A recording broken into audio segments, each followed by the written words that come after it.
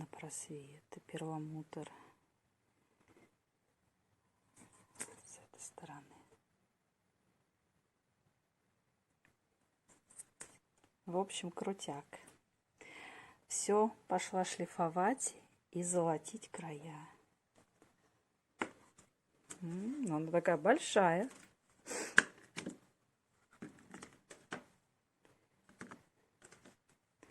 Драгоценности какие. Шикарно. Мне очень-очень нравится.